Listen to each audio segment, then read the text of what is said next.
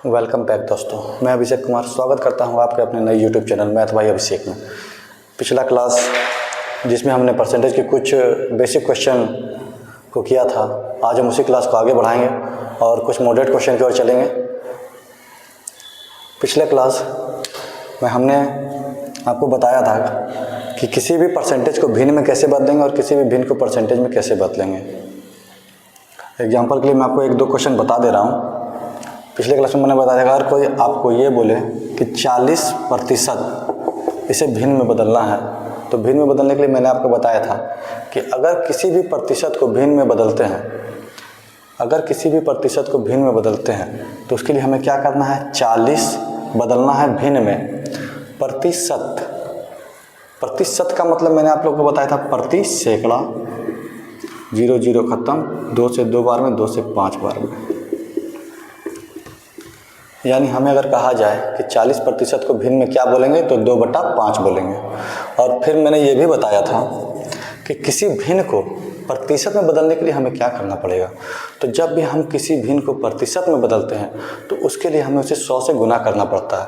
For example, अगर हमें दिया गया है 4/5 और इसे बोला जाए कि इसे प्रतिशत में कैसे बदलेंगे, तो 4/5 अगर किसी भी भिन्न को प्रतिशत में बदलेंगे तो हमें 100 से गुना करना होता है, यानी कि 80%। तो बस हमें ये चीज़ ध्यान में रखना है कि किसी भी प्रतिशत को भिन्न में बदलने के लिए 100 से भाग दिया जाता है और किसी भी भिन्न को प्रतिशत में बदलने के लिए 100 से गुना किया जाता है। पिछला क्लास में मैंने ये बात बताई है आप लोगों को। जो भी हमारे चैनल पर नए हैं वो हमारे पिछले क्लास में जाके सारे बेसिक चीज़ को फिर से देख सकते हैं। आज की क्लास को स्टार्ट करते हैं हम लोग कुछ और बेहतरीन क्वेश्चन के साथ, तो ध्यान दीजिएगा। कुछ बेसिक क्वेश्चन पहले करा देता हूँ मैं, जैसे कि 600 का 12% क्या होगा।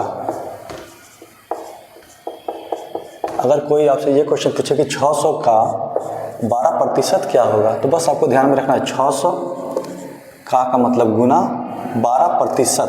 12% का मतलब मैंने आपको बताया है प्रति सैकड़ा, प्रति 100 बटा में 100, 2 0 2 0 खत्म।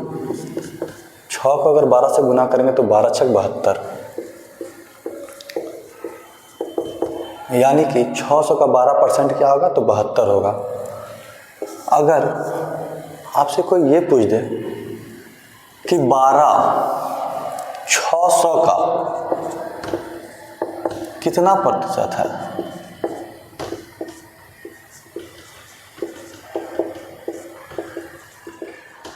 बारह 600 का कितना प्रतिशत है, तो बस आपको करना क्या है, इसमें ध्यान रखना है। इसमें हम लोग क्या करते थे, 600 का 12% क्या होगा, इसमें जो मान दिया है, जैसे कि हमारा 600 का कितना प्रतिशत होगा, तो हमें इसके लिए क्या करना पड़ेगा, वो चीज़ ध्यान दीजिएगा।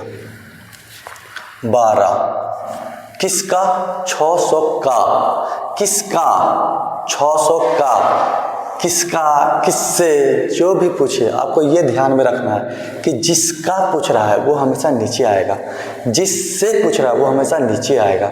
यानी कि 1200 का, 12 तो यहाँ लिख दिया हमने, किसका, 600 का, 600 कहाँ चला आएगा, नीचे, गुना में क्या होगा, 100।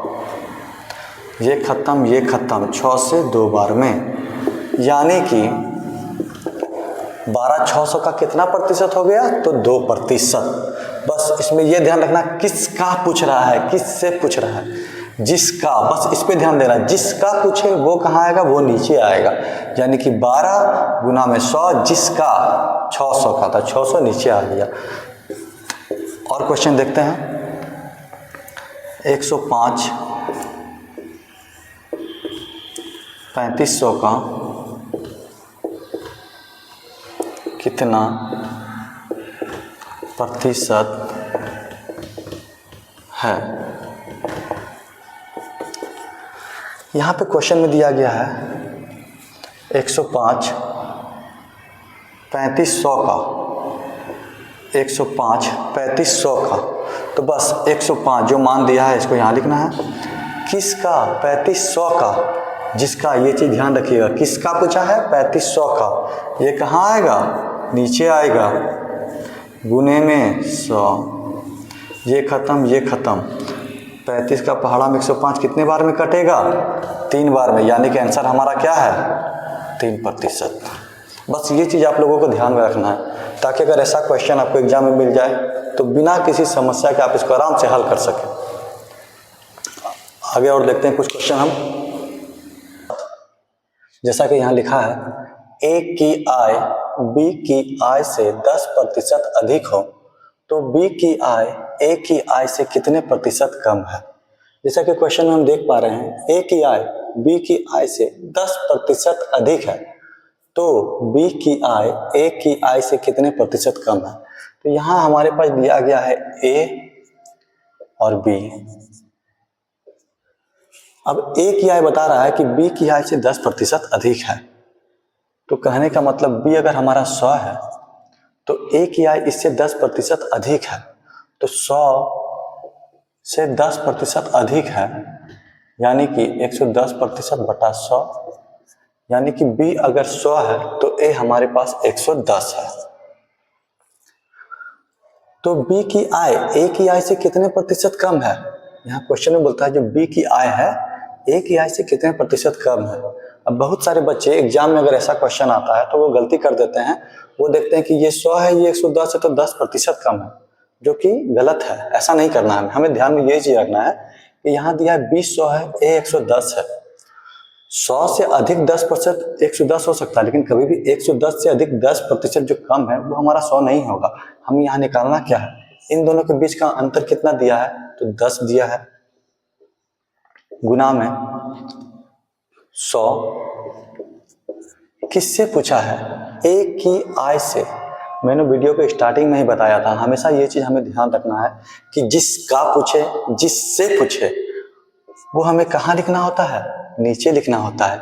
जिसका पूछे या जिससे पूछे वो हमें कहाँ लिखना होता है, हमें नीचे लिखना होता है। यहाँ क्या दिया है, ए की आय से, और ए की आय हमें कितना ज्ञात है 110, यानी कि 110 हमारा कहाँ आएगा, तो नीचे आएगा। ये खत्म ये खत्म, आया कितना 100 बटे में 11। इसको इससे डिवाइड दे देते हैं, 11 नमा 99, हमारे पास बचा 1, 11 नीचे शेष ऊपर 9, यानी कि हमारा आंसर क्या होगा, जो बी की आय है ए की आय से इतना प्रतिशत कम है। ये हमें ध्यान रखना है। तो आइए नेक्स्ट क्वेश्चन देखते हैं और आगे बढ़ते हैं। यदि ए बी से 25% कम है तो बी ए से कितने प्रतिशत अधिक है। यहाँ पे हमारे पास ए है और बी दिया गया है। ए बी से 25% कम है, ए जो है बी से 25% कम है, यानी कि बी अगर हमारे पास 100 है, यहाँ दिया गया है कि ए हमसे कम है, कितना कम है, तो 25 कम है। जब हम जान रहे हैं हमारे पास बी 100 है तो इससे 25% कम करेंगे, तो 100 का 25% निकालेंगे तो 100 है हमारे पास, यानी कि 100 से कितना कम है, ये 25 कम है, मतलब बी का मान क्या आ गया, 75 आ गया। बी अगर हमारे पास 100 है तो ए हमारे पास 75 है। अब पूछा गया है कि बी ए से कितना प्रतिशत अधिक है। जो बी है ए से कितना प्रतिशत अधिक है, तो हमें ध्यान में रखना है इन दोनों के बीच का अंतर, इन दोनों के बीच का अंतर कितना हुआ 25। 100 में से 75 घटाएंगे तो 25 होगा, मल्टीपल 100। अच्छा यहाँ देखिए किससे दिया है, ए से। मैंने शुरू में ही बताया है वीडियो के कि ए का, ए से, जिसका, जिससे दिया जाए वो कहाँ होता है, तो नीचे होता है। तो ए से, ए हमारा कितना है 75, तो 75 कहाँ आएगा, नीचे आएगा, यानी कि 25 से 75 को काटेंगे 3 बार में, 100 बटे में 3, इसको जब भाग देंगे 3 से 100 को भाग देंगे, 3 तिया 9, 1 बचा, 3 तिया 9, 1 बचा, यानी कि 33.1 बटा 3%। यहाँ से हमें क्या पता चल गया कि B जो है A से 33.1/3 अधिक है। ये हमारा आंसर आएगा। B जो है A से कितना अधिक है, तो 33.1/3 अधिक है। तो आइए अगला क्वेश्चन देखते हैं। यदि किसी व्यक्ति की आय पहले 20% बढ़ा दी जाए तथा फिर 10% घटा दी जाए तो उस व्यक्ति की आय में क्या परिवर्तन आएगा। यहाँ क्वेश्चन ये कह रहा है कि कोई व्यक्ति है, उसकी आय में पहले 20% की वृद्धि की गई और फिर उसकी आय को 10% घटा दिया गया, तो उस व्यक्ति की आय में परिवर्तन कितना हुआ है। तो जानेंगे। मान लीजिए व्यक्ति की पहले आय 100 थी, माना व्यक्ति की पहले आय 100 थी, उसके बाद क्या हुआ, उसकी आय में 20% की वृद्धि की गई, यानी उसकी आय को 20% बढ़ा दिया गया। तो 100 का 20% खत्म 20, कितना वृद्धि हुआ 20 का। पहले 100 थी, फिर वृद्धि हुआ 20 का, तो यानी अब उसकी आय क्या हो गई, वृद्धि के बाद आय 100 प्लस 20 120। फिर क्या हुआ, किसी कारणवश उसकी आय को 10% घटा दिया गया, यानी कि उसकी आय को 10% घटा दिया गया, किसमें, वृद्धि के बाद घटाया गया है, यानी कि 120 होने के बाद उसका आय को 10% घटाया गया। तो हम लोग को ये नहीं करना है कि आय 100 थी तो 100 में 20% वृद्धि कर दी और 100 में ही 10% घटाएंगे, नहीं। उसकी आय को कब घटाया गया है, जब 20% वृद्धि हुई उसके बाद, यानी कि वृद्धि के बाद उसकी आय थी 120। अब उसकी आय को 10% घटा दिया गया, तो 120 का 10% निकाल लेते हैं हम लोग। 120 का 10% बटा में 100, ये खत्म, ये खत्म, ये खत्म, ये खत्म, यानी 12 का नुकसान हुआ उसे। पहले 120 था, घटा कितना 12, तो घटाने के बाद उसकी आय कितना हो गई 108। फिर पूछा गया है उस व्यक्ति की आय में क्या परिवर्तन आएगा। स्टार्टिंग में उसकी आय थी 100, अभी उसकी आय है 108। तो यहाँ हमें एक चीज तो पता चल गया कि उसकी आय में 8% की वृद्धि होगी।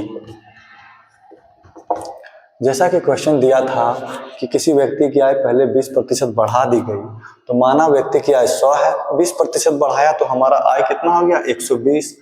वृद्धि के बाद उसकी आय घटाई गई है, यानी कि 120 में से उसकी आय 10% घटाई गई है, तो 120 का 10% 100 निकाल लिया हमने, यानी कि 108 हो गया घटाने के बाद। तो पहले उसका आय था 100, अब है 108, तो टोटल क्या परिवर्तन आया, यही परिवर्तन आया कि उसकी आय अब 8% वृद्धि है। तो आइए नेक्स्ट क्वेश्चन करते हैं और ध्यान देते हैं। फलों के मूल्य में 30% कमी करने पर उनकी बिक्री 40% अधिक हो जाती है, इससे विक्रय मूल्य पर क्या प्रभाव पड़ेगा। माना फलों के मूल्य में 30% कमी करने पर 30% कमी कर रहे हैं, यानी कि फल का मूल्य मान लेते हैं 100 था, फल का मूल्य बराबर 100, इसमें से क्या किया हमने 30% की कमी कर दी। 30% कमी, तो 100 का 30% 30 होता है, 30% कमी की है तो 100 माइनस 30 = 70। यहाँ पे हम लोग एक चीज़ और कर सकते हैं कि 30% कमी की, कोई भी चीज़ 100% होता है, अगर उसमें से 30% कमी करते तो वो 70 हो गया, तो 100 का 70% डायरेक्ट निकाल लेंगे, तो 70। फल का मूल्य 100 था, 30% कमी करने पर 30% कमी करने पर 70 हो गया। उसके बाद जब फल के मूल्य में 30% कमी हुई तो बिक्री 40% अधिक हो गई, बिक्री 40% अधिक हो गई। तो बिक्री अगर पहले 100 होगा तो 40% की वृद्धि हुई है, तो 100 का 40% निकाल के देख लेते हैं, 40, यानी कि 100 में 40% की वृद्धि के बाद 140 हो गया। तो क्वेश्चन पूछता है इससे विक्रय मूल्य पर क्या प्रभाव पड़ेगा, विक्रय मूल्य पर क्या प्रभाव पड़ेगा, यानी कि 70 गुने 140, कमी के बाद मूल्य 70, बिक्री में हुई वृद्धि तो 140 गुने में 100, 7 गुना 14 98, यानी कि फल का पहले मूल्य 100 था, फल का पहले मूल्य 100 था, अब है उसका मूल्य 98। तो हमें क्या हुआ, 2% की कमी या घाटा। इसका एक और तरीका है जो मैं आप लोगों को बता देता हूँ, जिससे आप लोग को आगे एग्जाम में दिक्कत ना हो, और एक शॉर्ट तरीका मैं आपको बताता हूँ।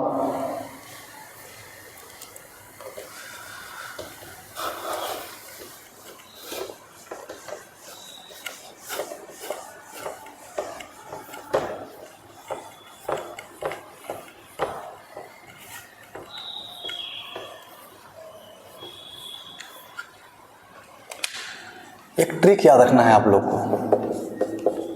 जब भी ऐसा क्वेश्चन आपको देखने को मिले जिसमें से पहले 30% की कमी हुई फलों के मूल्य में और उनकी बिक्री 40% अधिक हो गई, तो इसे ए मान लीजिएगा, इसे बी मान लीजिएगा, और फार्मूला आपको लिखना है इसके लिए। फार्मूला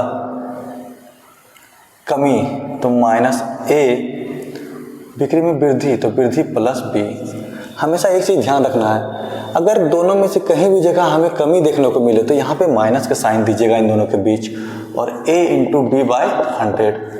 अगर दोनों में वृद्धि होता है, जैसे कि 30% कमी की जगह 30% वृद्धि रहे और बिक्री भी 40% अधिक हो जाए, तो यहाँ माइनस की जगह प्लस हो जाएगा। लेकिन हमें यहाँ देखने को मिला है कमी, तो कमी जब भी देखने को मिले तो बीच में क्या लिखना है, हमें माइनस का साइन देना है। ये ध्यान रखना है हमें। माइनस ए, इसलिए माइनस में मैंने लिखा है क्योंकि यहाँ पे कमी दी हुई है। तो माइनस 30 प्लस बी क्या है 40, माइनस 30 इंटू 40 बटे में 100। 40 में 30 गया 10, माइनस ये खत्म, ये खत्म, ये खत्म, ये खत्म, 12। आंसर हमारा आएगा -2%। -2% का साफ साफ मतलब है कि 2% की कमी या 2% का घाटा। आपको जो भी तरीका अच्छा लगे आप उस तरीके से क्वेश्चन को सॉल्व कर सकते हैं। अगर स्मार्ट वे में ये करना है तो बस आपको इतना सा याद रखना है। अगर आप इतना सा चीज़ याद रखते हैं तो आपको आगे आने वाले ऐसे कोई भी क्वेश्चन में कहीं भी दिक्कत नहीं होगा। तो आइए आगे बढ़ते हैं एक और नए क्वेश्चन के साथ। किसी वस्तु के भाव में 20% वृद्धि होने पर एक गृहिणी को वस्तु की खपत कितने प्रतिशत कम कर देनी चाहिए ताकि खर्च ना बढ़े। इस क्वेश्चन में समझने वाली बात यह है कि पहले किसी भी वस्तु का मूल्य जितना था उसमें 20% की वृद्धि हो गई, तो किसी भी गृहिणी को उस वस्तु की खपत कितने प्रतिशत कम कर देनी चाहिए ताकि खर्च ना बढ़े। यहाँ ध्यान देना है, माना पहले वस्तु का भाव 100 रुपये था, ठीक है। माना पहले वस्तु का भाव 100 रुपये था, अब क्या हुई, वृद्धि हो गई, यानी कि 100 रुपये था, 20% की वृद्धि हुई, तो 100 में जब 20% बढ़ेगा तो मूल्य क्या हो जाएगा 120। अब क्वेश्चन में बोलता है गृहिणी को वस्तु की खपत में कितने प्रतिशत की कमी करनी होगी। अब हमें क्या कम करना है, इसका खपत कम करना है, तो इन दोनों का अंतर को यहाँ पे लिखेंगे हम 20। पहले मूल्य क्या था हमारा 100 था, यानी कि हमारे पास 100 रुपया था, वृद्धि के बाद 120 हो गया। अब हमें क्या करना है, खपत करना है, यानी कि हमको फिर क्या आना है 120 से 100 पर ही आना है। तो जिस पे कमी करनी होगी, हमें कमी किस पर करनी होगी, इसी पर ना कमी करनी है, तो 120 को हम नीचे लिखेंगे। पहले क्या करेंगे, इन दोनों के बीच का अंतर, यानी कि पहले का मूल्य 100 रुपये था, 20% की वृद्धि हुई यानी कि 120 हो गया। इन दोनों के बीच का अंतर को पहले लिखना है, गुने में 100 और 120 लिखेंगे, क्योंकि जिससे आ रहे हैं हम, जिससे, जिसका, मैंने तो आपको बताया ही था। यानी कि 120 कहाँ आएगा तो नीचे आएगा, ये खत्म, ये खत्म, 2 से कट जाएगा 6 बार में, ये कटेगा 50 बार में, ये कटेगा 3 बार में। यानी कि 50/3%। इसे भाग दे देंगे, 3 1 जा 3, 2 3 6 जा 18, यानी कि 16.2/3% की कमी करनी होगी। तो दोस्तों, आज के लिए बस इतना ही। उम्मीद करता हूँ कि आप लोगों को मेरी क्लास पसंद आई होगी। अगर किसी भी स्टूडेंट को किसी भी प्रकार का डाउट है तो वो कमेंट में अपना सुझाव मुझे दे सकते हैं। और जिन्होंने अभी तक हमारे चैनल को सब्सक्राइब नहीं किया, वो हमारे चैनल को जल्द से जल्द सब्सक्राइब कर लें, लाइक कर दें और वीडियो को ज़्यादा से ज़्यादा शेयर करें, ताकि मैं और भी अच्छे कंटेंट के साथ आपके सामने मौजूद हो सकूँ। आप सभी का धन्यवाद।